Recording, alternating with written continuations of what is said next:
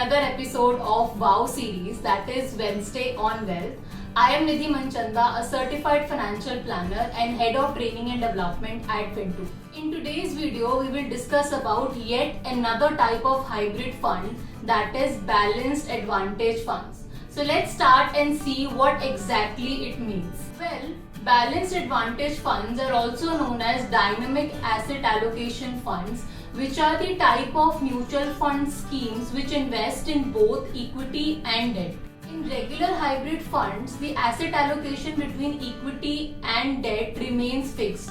But here in this case, when we talk about balanced advantage fund, the asset allocation is not fixed and it remains flexible. So the fund manager can move funds from one asset class to another asset class dynamically based on the market trends. If equity market is in bullish period, then more allocation is done towards equity asset class.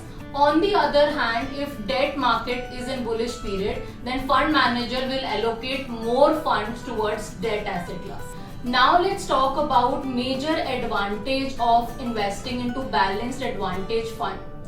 Well, the main thing here is that it has the potential to manage the overall volatility as it has flexible allocation towards equity and debt. Coming to the important question as in who should invest into these balanced advantage funds. Well, any investor who has a time horizon of 3 to 5 years and is ready to take market risk can invest into balanced advantage funds. It gives investors a relatively conservative portfolio with an advantage of diversification through equity investments. Now let us see what are the top 3 balanced advantage funds that we recommend.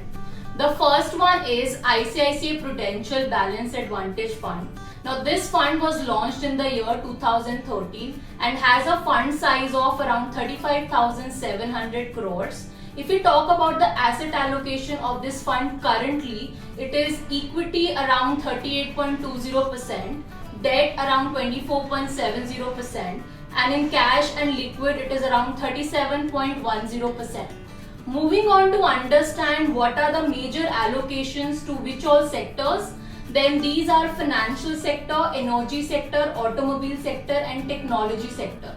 And all these 4 sectors together constitutes around 25.20% of the entire fund size. Now coming to the important part as in what returns this fund has generated. So let's talk about the CAGR.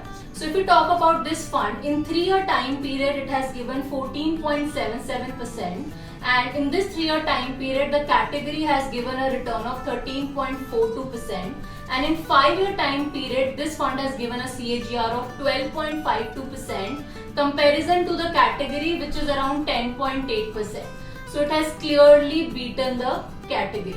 Coming to the risk part of this fund, we can see the beta. So beta for this fund is 0.76, which means that it is less volatile than the market. Moving on to our second recommendation, which is Kotak Balanced Advantage Fund. Now this particular fund was launched in the year 2018 with a fund size of 11,250 crores. If we talk about the asset allocation, here is equity is 33.10%, debt is 27.30% and liquid is 39.60%. This is the current allocation of this fund. Major allocation to 4 sectors which are financial sector, technology sector, energy sector and FMCG. Together this constitutes around 20.84% of the entire portfolio. Coming to the returns part, that is CAGR. This fund has given a return of 15.26% in 3-year time period, wherein the category gave around 13.42%. So it has clearly beaten the category. We do not have the 5-year comparison as this fund was launched in 2018 itself. But moving on to the risk part of this, the beta here is 0.69, which is way below 1, so it is less volatile than the market. Coming to our last recommendation, that is our third recommendation, which is Edelweiss Balanced Advantage Fund. Now this fund was launched in 2013 and has a fund size of around 5,845 crores. Coming to the asset allocation of this fund currently, it is equity 69.60%, debt 30.40%, and there is no allocation towards cash or liquid. So we can see here the fund manager has given more exposure to equity.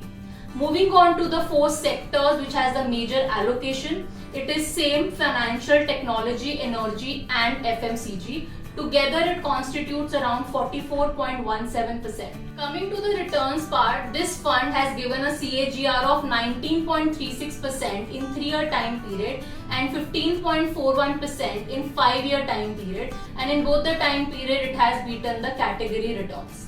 Talking about the risk part of this, here the beta is 0.61, again less volatile than the market. So these were the 3 funds that we recommend. For any further query, feel free to get in touch with our finance experts, and for more such videos, do subscribe to our channel.